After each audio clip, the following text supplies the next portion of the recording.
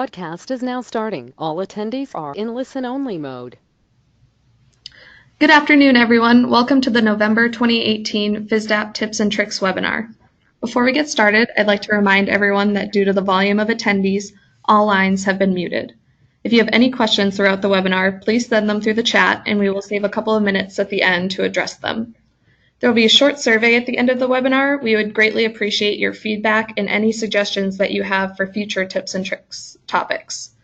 Today's topic is Fisdap support for preceptors. Our host is David Page, director of the UCLA Pre-Hospital Care Research Forum and one of the founders of Fisdap. So without further ado, I'll pass it on to you, Dave. Well, good morning, good afternoon, good evening, good night, depending on which time zone you're in. And thank you again, Haley and Fisdap, for having me on this wonderful series. And I'm looking forward to other people doing presentations because I want to learn tips and tricks from you guys too. So don't hesitate to speak up and let us know, let Haley know if you're interested in hosting one of these. I want to learn from all of you too. This is a conglomeration of some concepts around preceptor support, and obviously we have over the years thought about how Fisdap can be more friendly to preceptors and helpful to preceptors and assist clinical coordinators, a job that I held for over 2 decades. Just how can that Fisdap system help in that manner? I want to remind everybody that if you missed a few of these tips and tricks webinars, they are archived. We record them so that all my mistakes and everything that I say badly are for posterity, there for people to repeat over and over and hold me to it. So please be sure to write in if you find an error, because like all crew resource management, culture of safety kinds of activity, we want to root out the error and find it and fix it, but they are there, and please enjoy them and use them. So I want to remind everybody we're under a concept of a portfolio. These portfolios, if your students are going to go take the National Registry, are required. The way that you implement the portfolio is definitely up for interpretation, and there's some room for each program to interpret their portfolio the way they want to. But in terms of sequencing, the Committee on Accreditation and the Registry recommend a sequencing of laboratory scenarios, skills, and then clinical phase, field phase, with the capstone being the field internship. Since we spent a lot of time on previous webinars talking about laboratory and skills and even scheduler, we haven't really spent a lot of time on what happens with that field evaluation, and we thought that it might be a good thing to just review some of the features in Fisdap that help us manage that with preceptors. So as with all things required and or guidelines recommended, we have tried to have them preloaded into Fisdap in places where it would make life easier for all of us to have them. So in the system is a concept of the community, and we, the community, guide what Fisdap then prioritizes as what development needs to occur for life to be easier on us.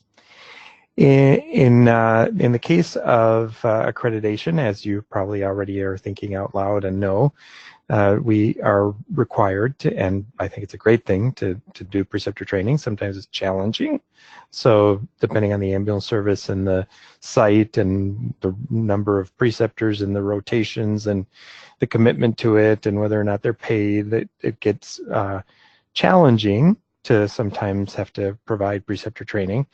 And some time ago, I actually don't remember the year that we did this, but it was a while ago, we had the concept that perhaps having an online training in Fisdap could, help alleviate some of our headaches.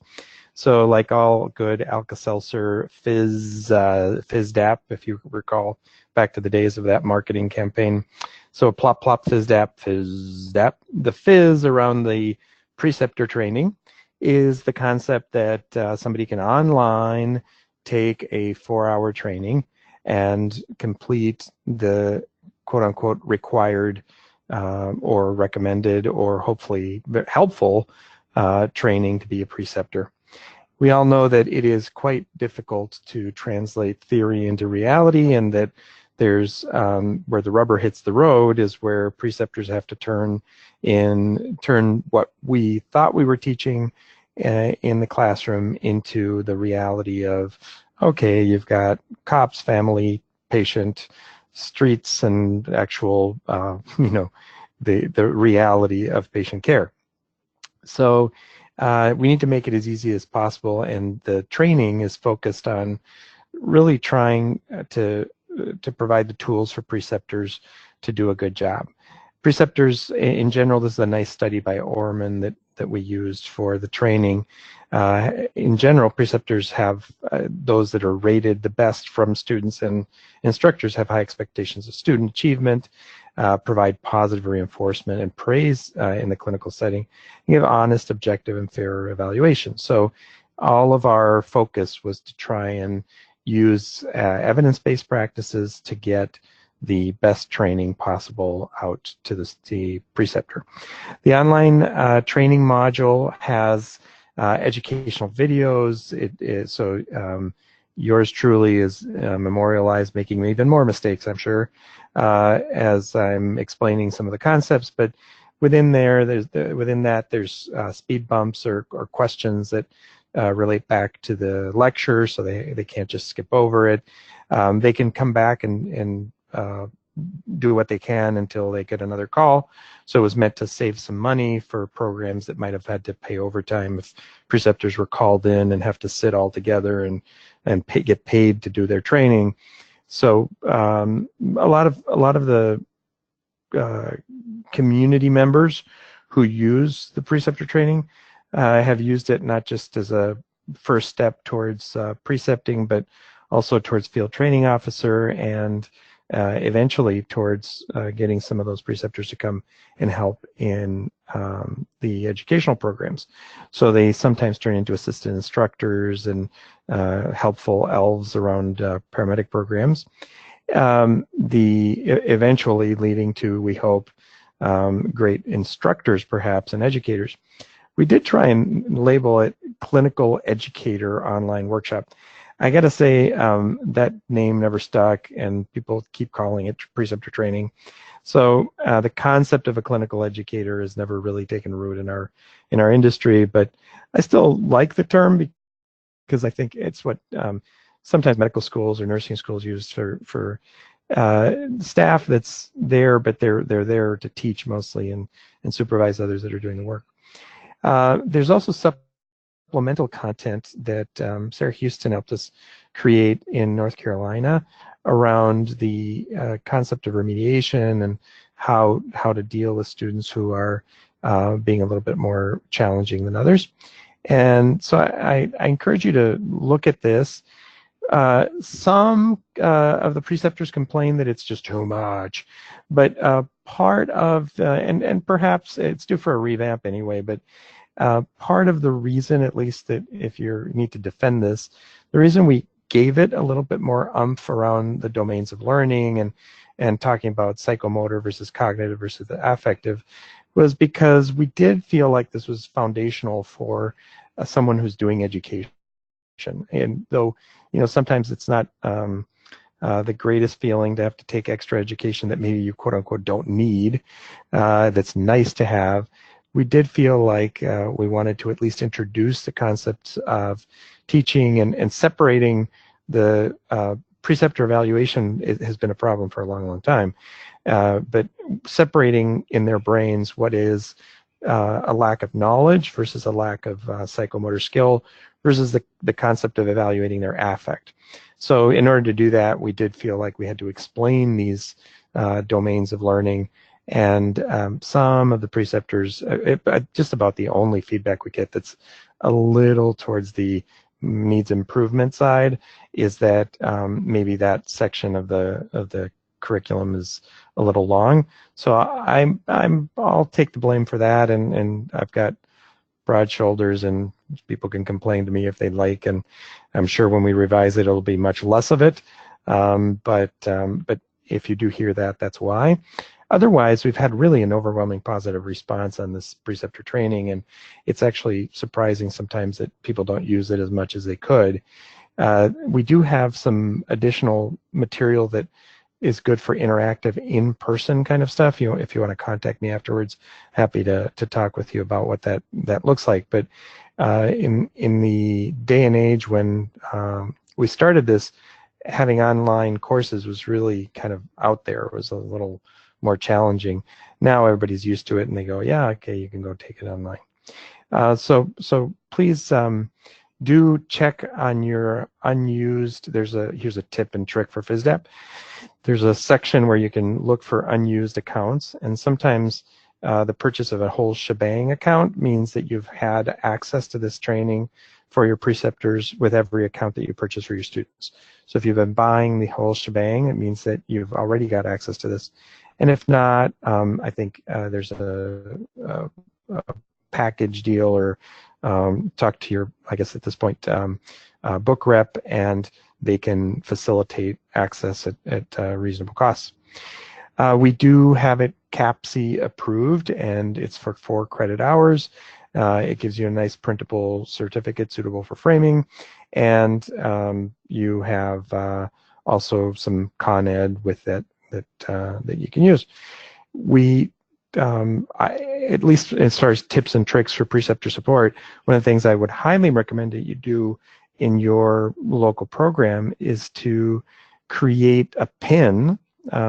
So it's something that goes with the uniform, whether it's a big gold star, or we use bars that have smaller, sort of more military-looking insignia that essentially rewards the instructor, or the preceptor, for having completed training, and have the student or the program pin it on the preceptor at a formal ceremony that's part of either the ambulance services or the fire department's promotional ceremonies, or at graduation. One of the neat things that we found was the fact that the student pins the preceptor or thanks the preceptor in any way, gives them a gift or a formalized gift that everybody gives to their preceptor kind of story. Invite them to graduation, have the preceptor actually pin the student for finishing, and have the student pin the preceptor for doing the training, or else if they've already done the training, just thank them formally. These are ways that the preceptors feel rewarded and feel ownership for the program, are proud to have these students, and highly recommend that you invite them and make a big deal when they do arrive. Put everybody in a Class A, and families and siblings, kids really enjoy seeing that. So one more way in which you can kind of use these. So how do you know if the preceptor actually completed the training? Well, what you want to do is, you obviously, when you dole out the serial number, you'll know if it was activated, because if you try and use it again, it can't be used. But there's a nice little report under the Reports tab that is Preceptor Training Completion. So you run that report, and you'll get a name, the name of the preceptor, the date that they actually completed. You won't get an in-progress report. It only reports back out to the system when they have actually been issued a certificate. So partial completions don't matter. It's got to be the full, training. And that's I think that was intentional. That's what instructors wanted, to make sure that the person hadn't just started the training, and never finished it. If you have that printed out or saved as a PDF on the day of your site visit, then your site visitor will be that much happier to see the names of the preceptors on the list actually properly trained and added to either a log when you visited them. Obviously, this does not necessarily go over your own personal or your programmatic paperwork. So clearly, I'll put my COA advocacy hat on and say, you must still make sure that the preceptors know how to fill out your paperwork. We had wanted to update this module, and I think we will with the new paperwork from the registry. The concepts of what the registry, the predecessor to the registry forms, are in here, but the actual portfolio came after this training, so important to actually teach them how to use the forms from the National Registry. So let's talk a little bit about preceptor evaluation, and I just want to remind everybody, ask questions. Definitely feel free to jump in and make comments in the chat room, so that this is meant to be interactive, and I'm hoping we can actually address some of your needs, not just one long diatribe by yours truly. Okay, preceptor evals. So you can actually make these required. So let me back up a second and say, for COA, you'll have a site visit and a site eval. So the student can actually evaluate the site, and that is one of the evaluations available in Fisdap as a standard kind of out-of-the-box eval, if you want to use the one that the COA has been using or recommends. The student can also evaluate their preceptor, and if you would like at the shift level in Fisdap to make those required, you can make any evaluation that you attach to the shift as required prior to completing the shift.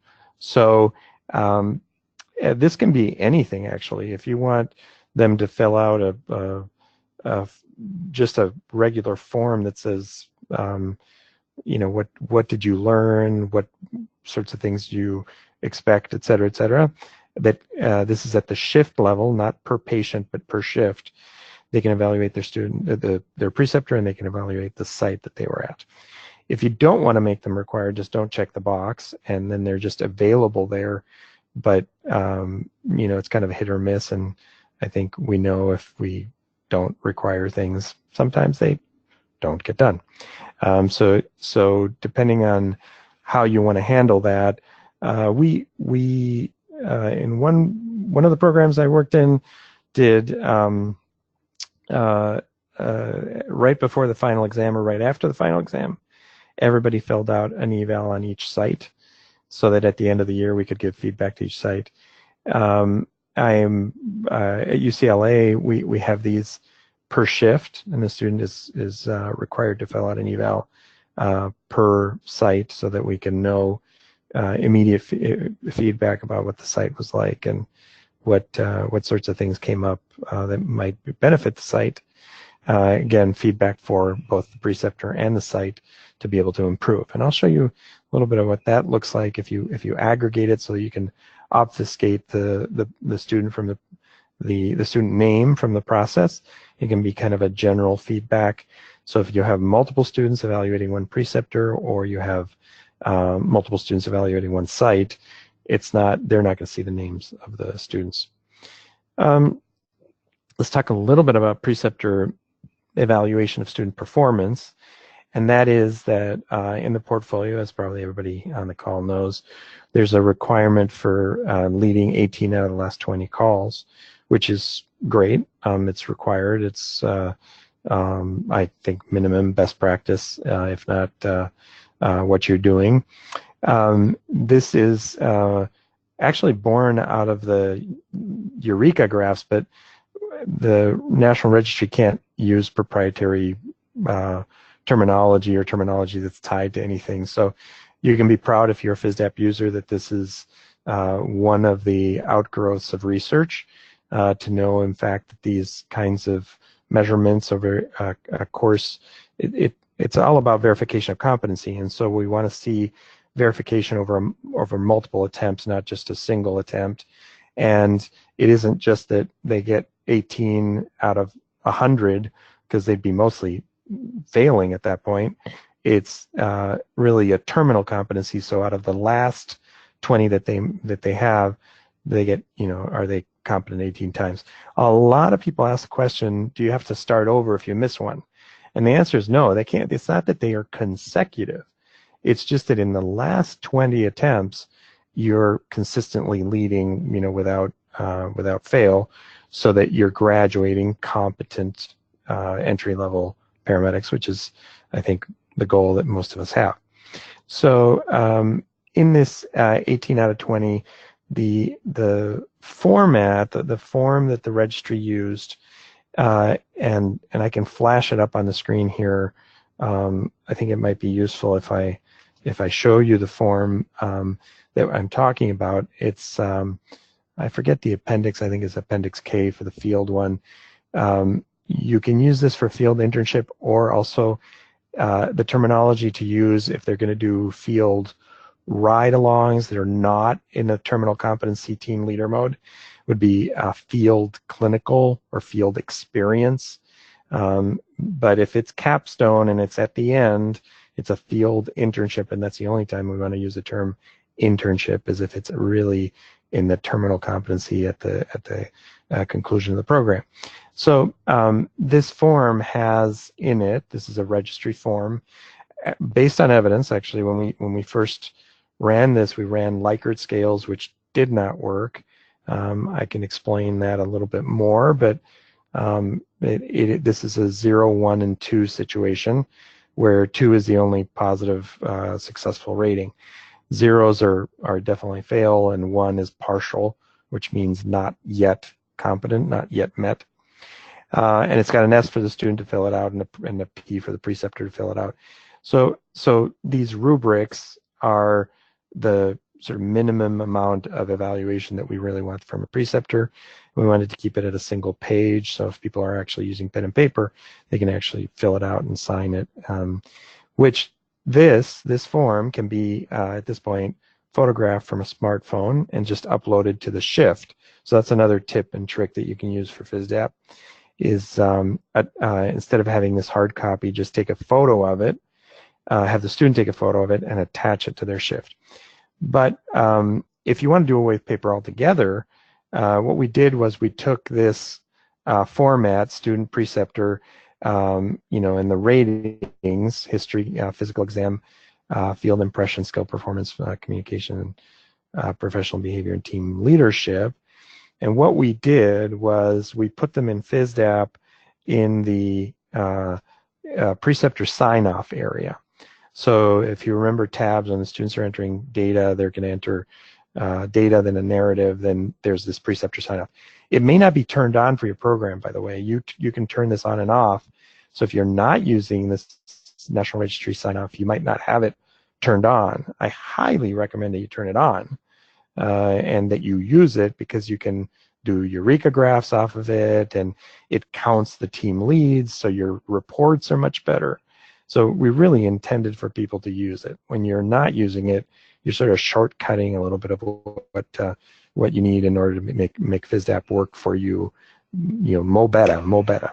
Okay, so the concept here is the student will fill out their ratings or report and self-report, and then hand the tablet, their PC, or their phone, because in this case it's in the entry of the in the flow of the run.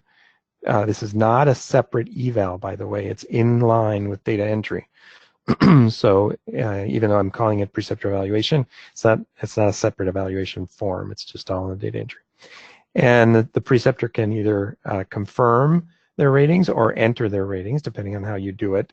I liked the student to enter their ratings and the preceptor ratings, and for the preceptor to agree. So if there's a conversation going on, the student is documenting the conversation, putting in a plan of action, and then the preceptor can actually physically sign this. Great question that comes up often is, how can you verify that signature? The answer is you can't.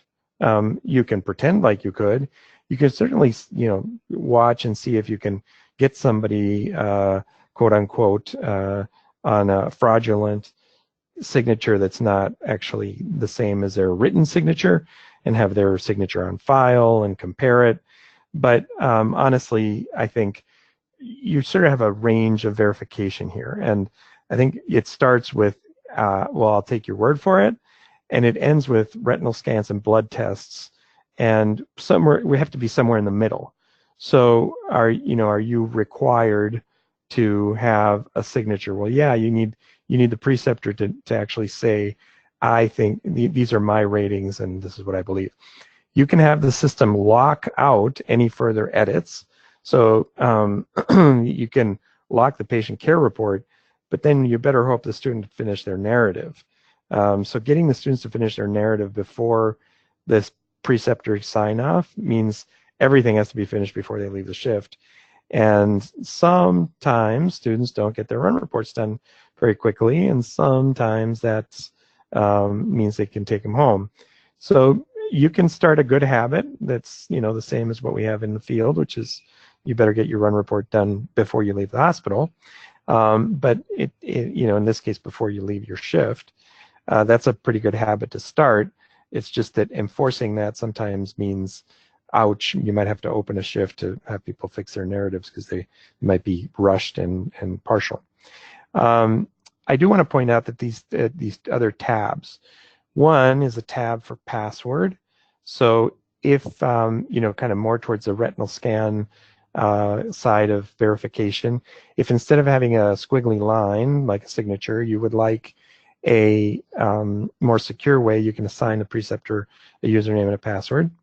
They don't have to have it, but they sure could have it, and that would be more secure. Then, of course, they could just write the username and password on the clipboard or on the ambulance or on the bulletin board, or just give it to every student that walks in. So that is as secure as the preceptor wants to make it, just as much as their signature. And the last is an attachment, which if you wanted to attach the National Registry form here, you could do. I recommend you attach it to the shift and not to each patient. But you could have a separate eval form that the preceptor, fills out signs on, and then simply attach it as a last step towards the verification. That attachment tab was also meant to catch things like EKGs for this particular patient. You can have attachments per shift. This one's an attachment to that particular event, that patient.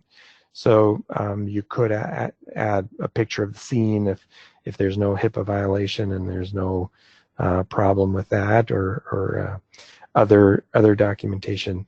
A photo of themselves at the clinical site is one verification method.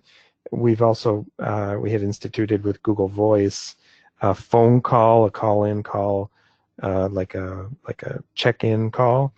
And they left a voicemail on Google Voice, and because it has caller ID, we knew that they were at ambulance, station number 1, and that they're ready to go. And that's another form of verification to say, yeah, in fact, they were at the site, that this did happen, and it wasn't just another, fabrication. So again, it's sort of, there's a spectrum of confirmation, and you will decide what's right for your program. The Likert scores, and thank you, Kelly, for the photo. The Likert scores have not produced great results. So if you're using a Likert scale, typically preceptors will just give you a 3 or 4 on a scale from 0 to 5 or 1 to 5, because they never give a perfect score, and they think there's still room for improvement. So this concept of prompting came about from which is in the registry form. That's why we say 0, 1, and 2 is how much prompting did you get. If you got no prompting, then it was a 2. If you've got some prompting, but it was only partial, it may be a 1. And then if this preceptor had to take over, it's a 0. This came from the work of Bruce Nippon and Barry Eberle, who had this concept of how we measure autonomy. They took it from various research papers just about this concept of practical judgment and having the concept of competency as a value of autonomy. So the less you're actually doing, the more the student is in charge and doing it and not being interrupted, the more they're going to be performing competently.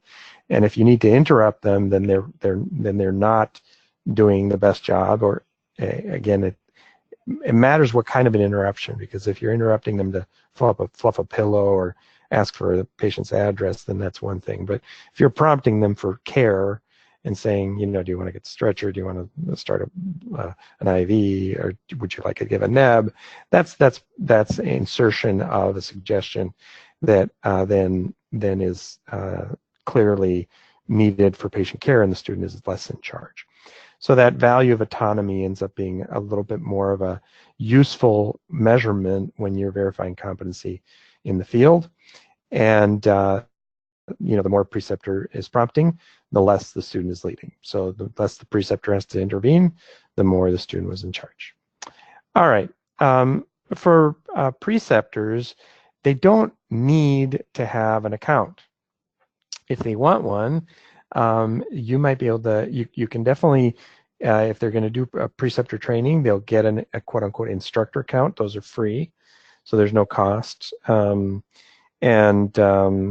If you have preceptors who really want to, I think it's great if they want to be able to see how the students are doing, run a report. If they're that involved and they want to be, that's great. The majority of preceptors could care less. So probably having the student show them a copy of their Fisdap skills report, and their ALS report is a nice one to show them. They could show the preceptor kind of, what have I done so far? I find that to be extremely helpful, so that I know kind of where the student is at before we start the shift. By the way, one super cool feature of the scheduler is that you can put the preceptor, I will get this right, the preceptor's email into the scheduler, and they will get an email every, when the student signs up. I know preceptors who like that feature because they then send a list to their students of things that they expect for the student to bring and be prepared to do, and so they go kind of above and beyond. Now, the ones that, the 99.99% that don't really care, they may say, oh, I don't even want to know, just if I show up to work, there's a student there. But some of them will say, well, if I had the chance and I could look inside and see at their information, that would be great. Just be careful. With great power comes great responsibility. And we consider our instructors an extension of the clinical staff, the instructional staff. So there's no violation of privacy because they are the student. If they're looking at their student, then they're clearly taking care, they're taking care of, quote unquote, or teaching their student. On the other hand, if they're starting to fish around and looking for results from, their best friends or the people at their station, this could be a violation of privacy. So I think you got to be careful about how much power you give to your preceptors and what they can and can't see. Fisdap will allow you to turn on all sorts of permissions or just turn them all off, and then they can't see just about anything except for preceptor training. But with that instructor account, they can sign off on their student evaluation. So the concept of having a preceptor account is in Fisdap as an instructor account, and one day we might have a separation of that, but probably a lot of other bigger fish to fry at this point. The usefulness of that is quite powerful, depending on the intent. Just be careful that the preceptor knows if they can run reports, they need to be careful about who they're running reports. Okay. The next piece on evaluation here is just the concept of the student evaluating the preceptor.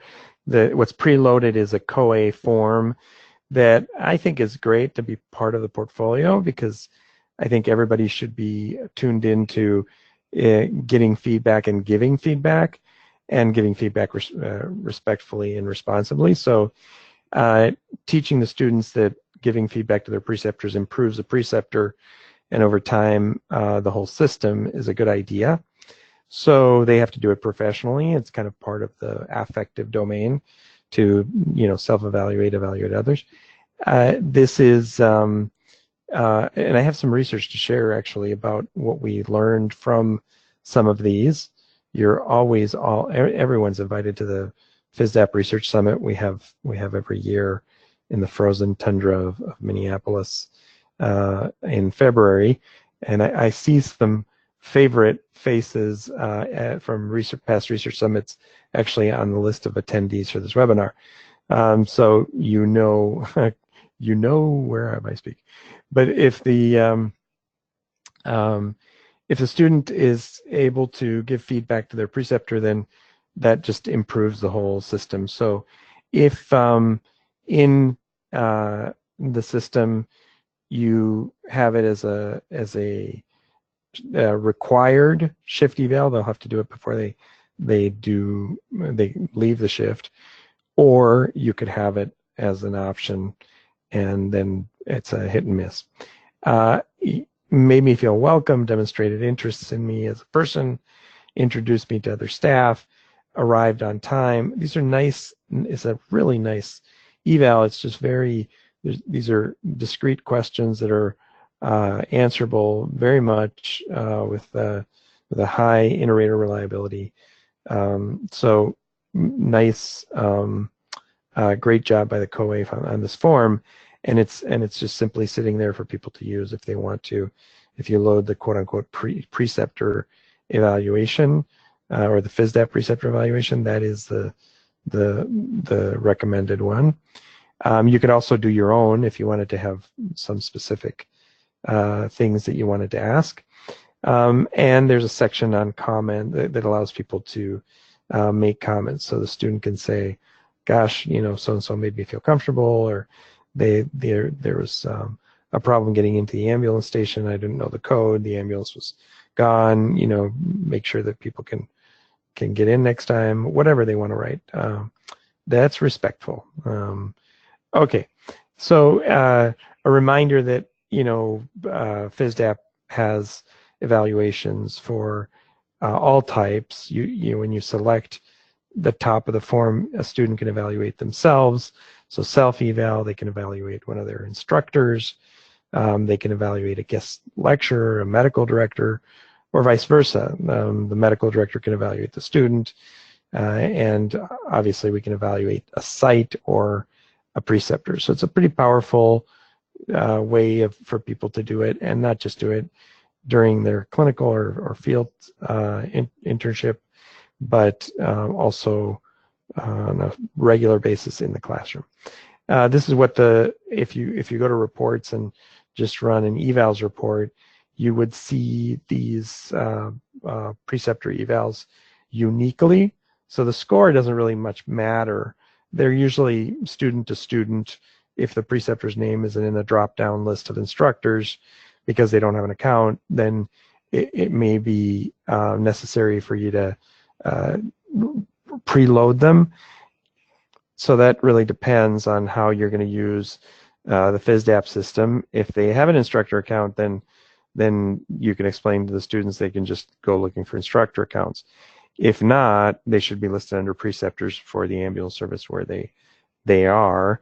The only bugaboo about that is that that you can, because you can enter the name of the preceptor, if the student misspells it, they have to find the misspelled name.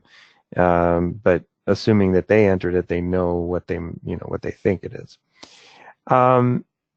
In order to get a really nice report of this, again, go to reports, go to evals and skill sheets, and you're going to pull down the preceptor evaluation. Obviously, you can give it some date parameters, and you can decide if it's anyone filling it out on his preceptor or anyone filling it out on a site. You choose the kind of report you want to see. But I chose to do some site reports here. So this is on UCLA's ER clinical site, and blocked out the student names for obvious reasons. But the score doesn't matter much to me, although there was clearly a student satisfaction issue here that I might go look at that particular eval. Overall, people seem to be pretty happy with the site, and then there's an occasional hiccup that you notice.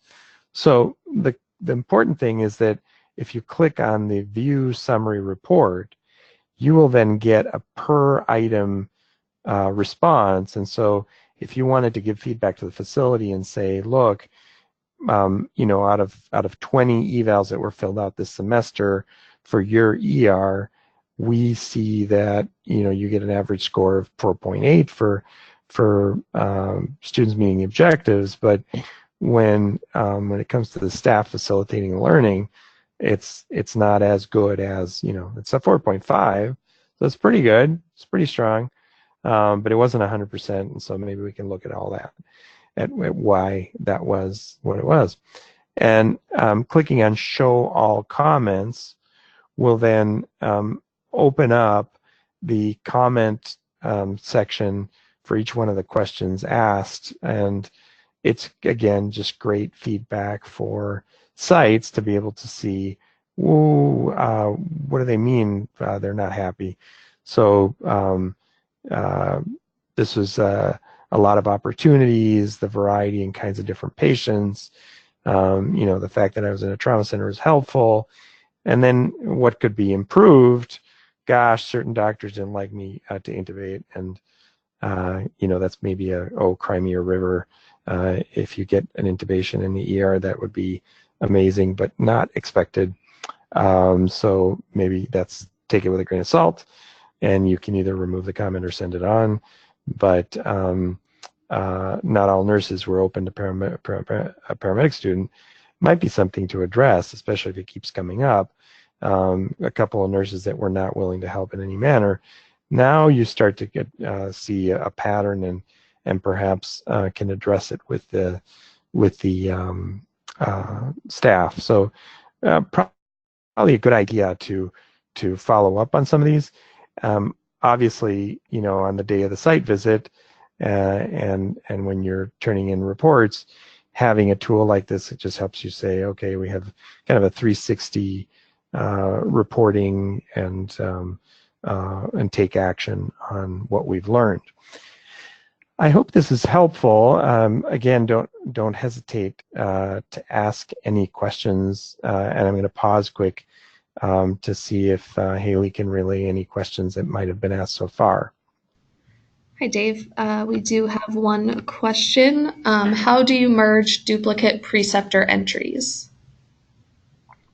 Love it. So this is a problem. I'm just going to jump out here, and if you go to your I was going to put this in the slides, but I clearly ran out of time, and I'm glad somebody asked this question. If you go to your account and you manage your sites, you will notice that you can pick bases and preceptors. And you will also notice that students, instead of picking the preceptor that's already there, tend to re-enter the same name multiple times. It is absolutely insanely annoying because we know this is the same person. And had we entered them, we could have put contact information in or whatever. But the student is entering them as they're creating the shift. So what do? You highlight all of the people who are actually the same person, where they're spelled slightly wrong or capitalized, not capitalized. And then once you've highlighted them all, you merge them with this button here.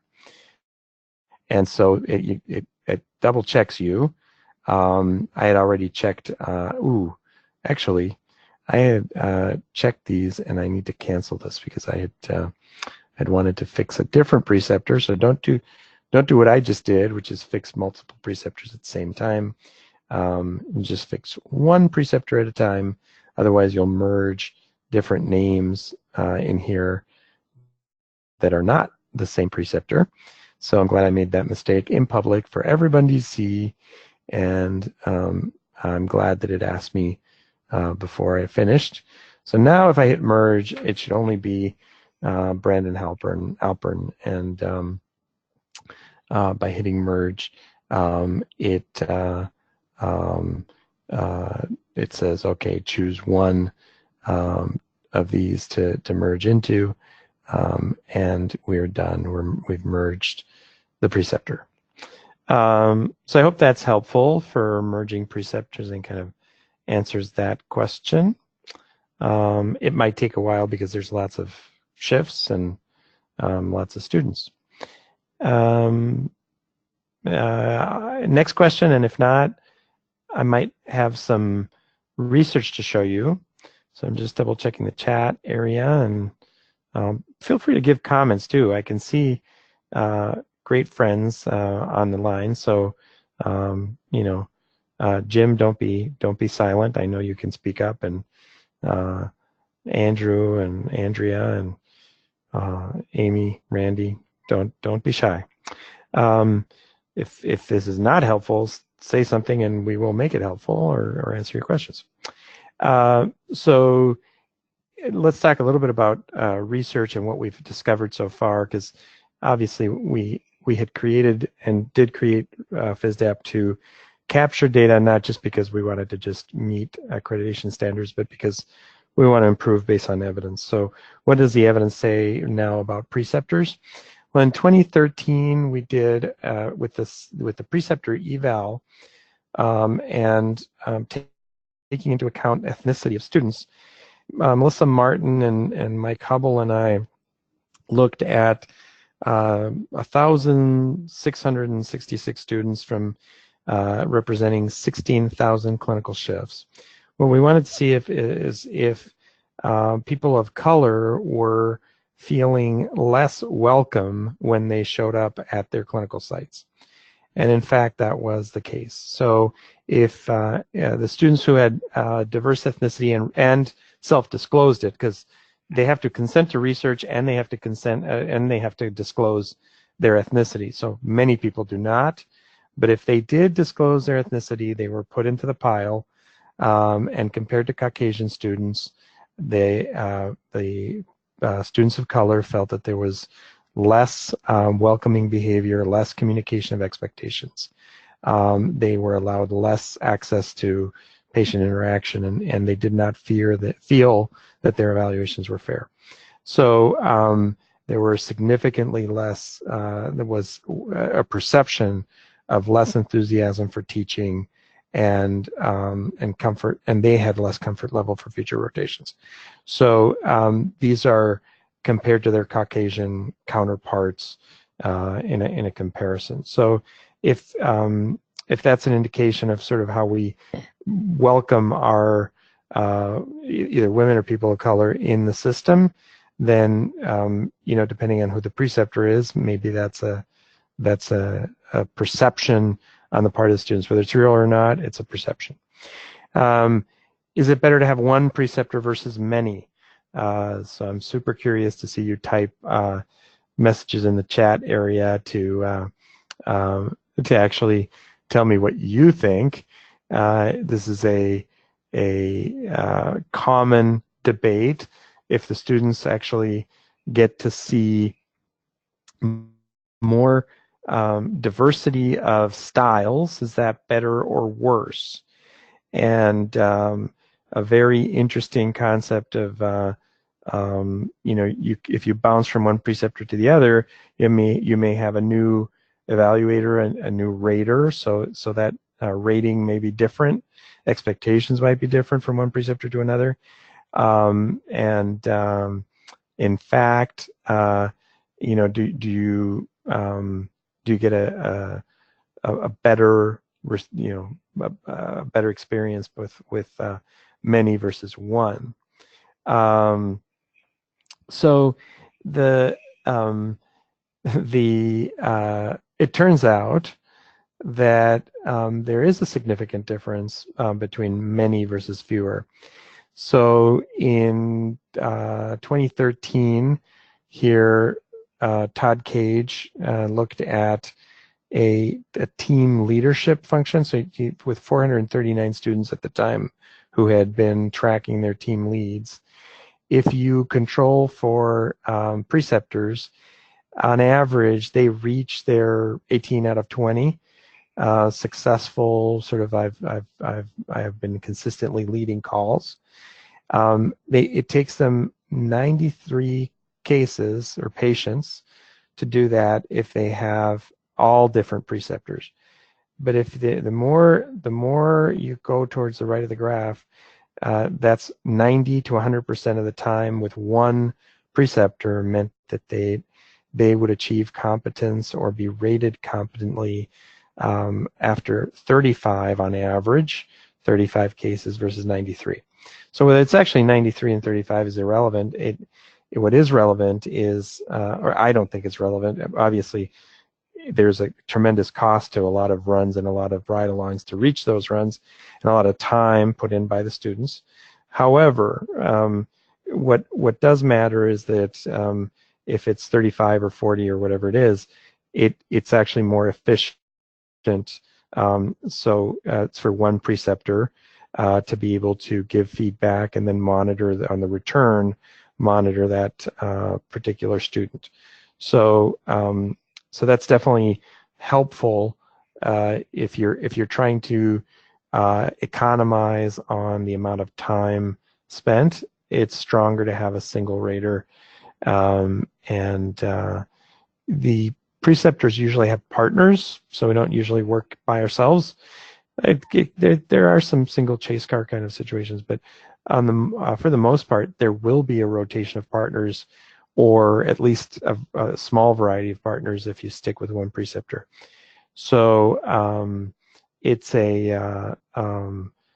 interesting, and I agree with Amy on her comments about the more preceptors, the more chance of getting divergent information from one versus another, advice from one versus another, that can early in the stages of development be kind of like a potato. Who cares if you tie your shoes this way or that way? Just tie, make a knot that holds. And I think sometimes people are kind of coached on things like, well, you should tape your IV down this way, and then you do it this way for this person, and then somebody else says, no, that's not the right way. So I did find this work by Todd Cage to be really interesting. He presented it at the National Association of EMS Physicians meeting, and the number of runs needed to reach Eureka is way more than 35. These are successful leads.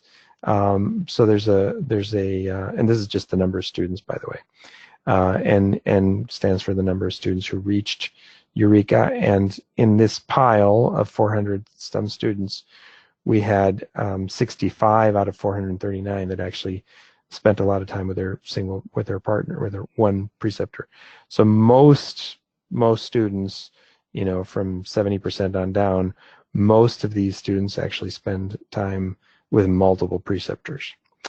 This is a flashback to 2007 when we did the same study, and in fact found the same thing. In this case, what you see is if you have multiple preceptors, the red line down below means that you will hardly ever actually lead most of your calls. 70% of the calls when you reach competence, which is sort of towards the end, when you have more patient encounters, you will still only lead 70% of your calls. If you're with one preceptor, the rate of growth accelerates. So the rate of the curve of the blue line accelerates way faster. And then at about 35, big surprise compared to what Todd Cage found 7 years after we did this study, the student is, after 35, leading most of their calls, but they're leading 90% of the calls, not 70%. So it's sort of useful to get the student be more in charge if they're doing that. That gives you a little bit of the work that I think we need to do in order to justify some of our clinical education practices. and I'm looking forward to some of these turning from poster to paper. But there is an area in Fisdap, if you don't know it. Here's a shameless tip or trick, because there's lots of great research in Fisdap. And if you go to the very top level of Fisdap and hit research, you will be able to see research projects. And from the 2018 ones are coming soon, I hope. But the 2017 and below are all these different projects that have been done using Fisdap data. And there's over 50 of them. Fascinating, and where we can, the link to the abstract and even the poster is present. So this one, best research in 2014. Oh, that is not good. That's almost like self-promotion. Sorry. I